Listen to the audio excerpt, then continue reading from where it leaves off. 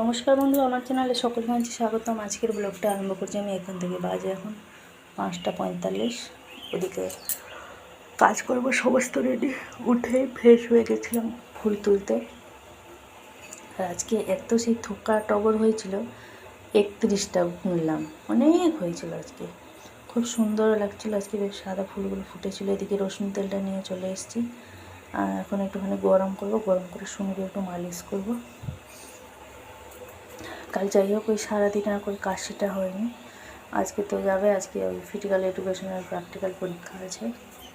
আর এদিকে সকালবেলায় প্রচণ্ড পরিমাণে আজকে হাওয়া দিচ্ছে, বন্যার মতন, জানেন, বন্যার সময় ঠিক এইভাবে হাওয়া দেয়।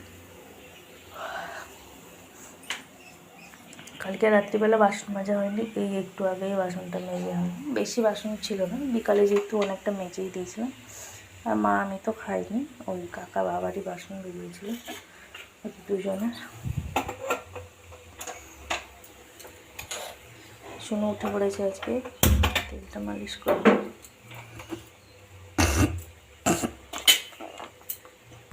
এই যে বাইরে আজকে বললাম না প্রচণ্ড পরিমাণে হাওয়া দিচ্ছে। মা এই যে বসে আছে, আমি এই যে তেলটা গরম করে নিয়ে চলে এসেছি। সকালবেলায় মনে হচ্ছে যেন ঝড় ঝড় ভাব।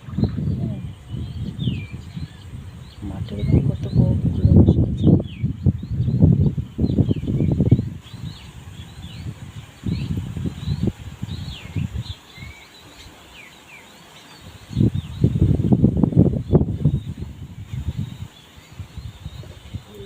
পাখিগুলোও বেশ উড়ে উড়ে চলে যাচ্ছে। প্রকৃতির এই দৃশ্যটাই খুব ভালো লাগে। দেখুন পাখিগুলো একবার যাচ্ছে একবার করে আসছে। আর এই যে আজকে কত এই যে থোকা টগরগুলো হয়েছে, দেখুন 31টা আমি গুনলাম, জানেন। এই যে করে দিয়েছি তেল মালিশ। আবার এই যে ক্যাঁথা চাপা দিয়ে শুয়ে আছে, 6:30টার সময় উঠবে, 7:30টায় পড়া। 6:30 বাজে।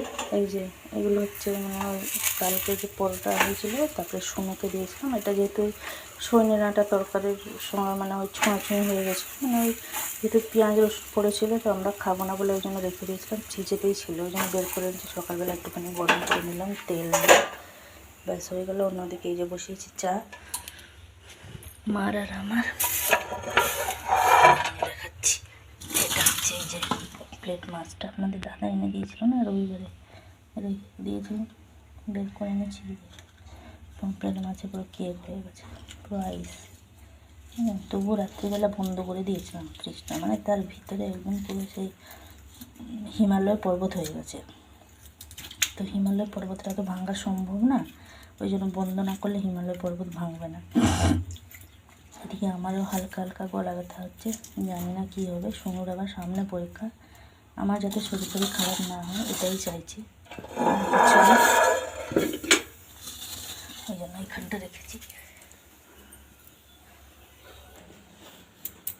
যে পরিমাণে খাবার দিচ্ছে বাইরে, আজকে রান্না অসম্ভব, ওই জন্য ভিতরে হাঁড়িতে ভাত বসিয়ে দিলাম।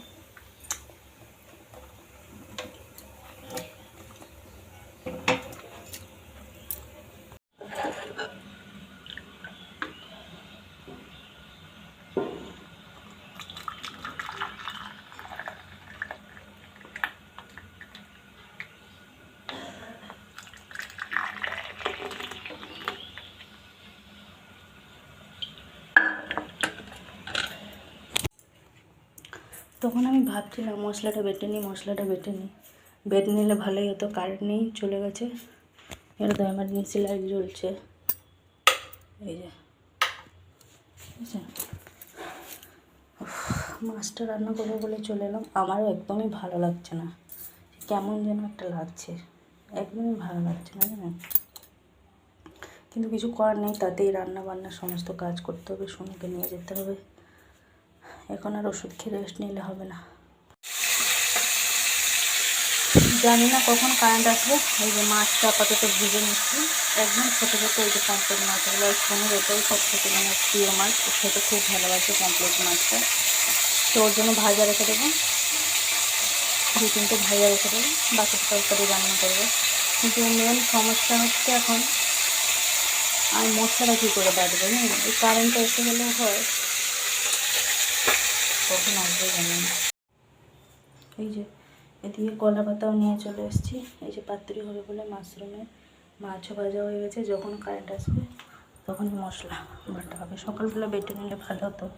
এখন যাবো ফ্রিজ ভিতর থেকে সব আইসগুলো বের করবো। বাজে এখন 12টা 10। সোনুকে তো দিয়ে চলে এসেছি অনেকক্ষণ হলো। আর কিছু কিছু কাজ ছিল, কাজগুলো মিটিয়ে এলাম। আর এসে সেই জন্য ভাবলাম আর বসে না থেকে এই যে সব আয়রন করছিলাম। বেশি ছিল না জামা কাপড়, ওই দুটো জামা, দুটো শার্ট আর দুটো প্যান্টই ছিল। ওই জন্য ভাবলাম বসে থেকে টাইম লস না করে এগুলো আয়রন করে রেখে দিই। এই জন্য আয়রন করে রেখেছিলাম। জানি না আজকে শুনে কটার সময় ছুটি হবে। ফিজিক্যাল এডুকেশন তো বলা যায়নি, হঠাৎ ছুটিও হয়ে যেতে পারে। ওকে বলে দিয়েছি যে গার্ড দিদির ফোনটা থেকে নাহলে আমাকে ফোন করে দিতে। চলুন একটুখানি বসি। সকাল থেকে তো কারেন্ট ছিল না, যা আজকে মানে কারেন্টও করেছে সত্যি।